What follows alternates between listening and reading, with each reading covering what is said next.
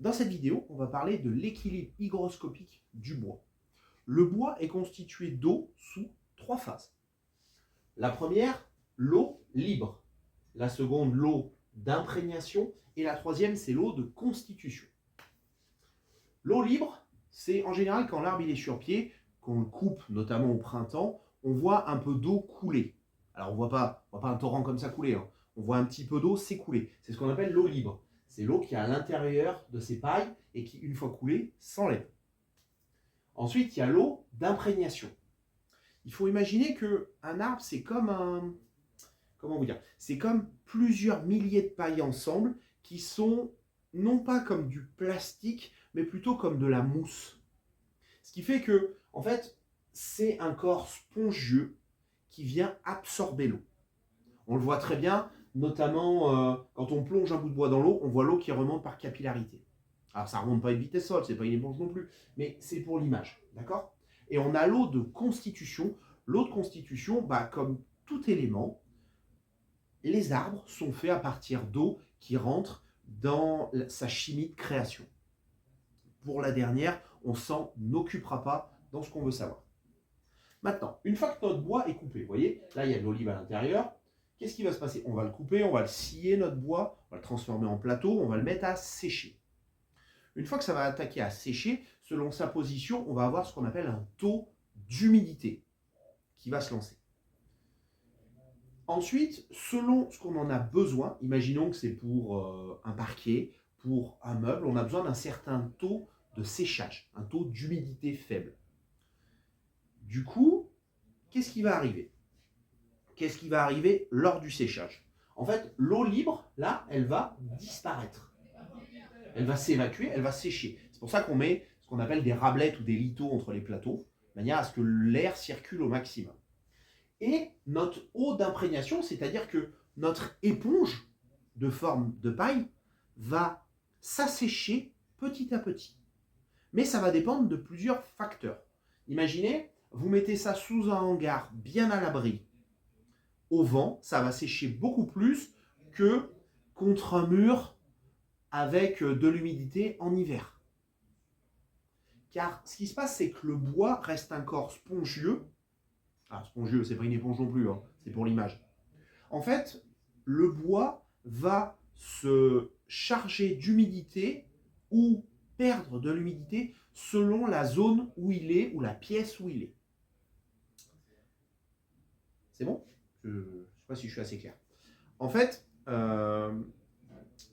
pour vous donner un exemple, vous récupérez un plateau dans une vieille grange sèche qui a passé 30 ans dedans, qui est sec, qui a 5% d'humidité, vous le mettez chez vous, dans votre maison, en plan de travail, il va peut-être atteindre 10% d'humidité.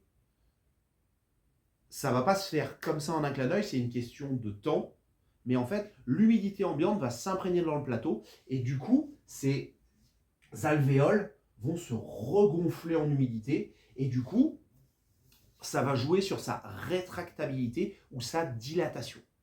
D'accord? Pour l'exemple que tout le monde va voir, pour essayer d'être le plus simple possible, un parquet flottant qui est constitué de bois et de plastique. Lorsque vous le mettez dans une pièce, vous l'achetez dans le magasin, vous le posez immédiatement dans la pièce, qu'est-ce qui va se passer? Votre parquet, il va gonfler. Donc, il risque de pousser les murs ou de casser quelque chose. C'est pour ça que d'après le DTU, on recommande d'y laisser 24-48 heures dans la pièce, paquet ouvert, pour qu'il reprenne sa forme initiale. Pour qu'il puisse se mettre à l'hygrométrie ambiante. Et du coup, il va peut-être gagner, je vais vous dire une bêtise, 1 mm par chaque lame. Mais 1 mm, quand il y a 50 lames, ça fait vite de la largeur. D'accord? Maintenant, comment ça marche? Comment ça marche là-dessus? Que ce soit la dilatation ou la rétractabilité, vous voyez, chaque alvéole, comme ceci, sont dans ce sens-là. Et bien en fait, ça ne va pas, lorsque votre hygrométrie va baisser ou augmenter, ça ne va pas tirer de la même façon sur vos fibres dans la longueur, dans la largeur ou dans le côté tangentiel, c'est-à-dire dans le sens de la fibre. D'accord? Je vous explique. Prenez, on coupe une tranche de bois. On coupe une tranche de bois, on la laisse sécher. 9 chances sur 10, elle casse. Pourquoi? Parce qu'en fait, lorsque vous faites sécher une tranche de bois sans vraiment la maintenir, qu'est-ce qui se passe? On a les fibres intérieures qui vont plus tirer que le rond extérieur. Du coup, forcément, au bout d'un moment, à force d'avoir trop d'efforts d'un côté, ça va casser. C'est ça la différence. Et c'est ce qu'on appelle le sens tangentiel, parce qu'il va y avoir un effort selon les veines du bois, les cernes du bois plutôt. D'accord? Ensuite, on a, selon le sens radial, où là, on y voit clairement sur les bois par bout, sur les petites chutes, où en fait, ça va s'ouvrir du fait du séchage qui est trop rapide d'un côté, pas assez important de l'autre. C'est pour ça que notamment, je prends l'exemple de là, sur les plateaux, on met ce genre de choses. Vous voyez, on met ce genre de choses à l'intérieur des plateaux ou d'autres formes, de manière à y tenir le bois pour pas que ça fende trop. Car sinon, ça pourrait fendre les plateaux en deux sur toute la longueur. La dilatation ou la rétractation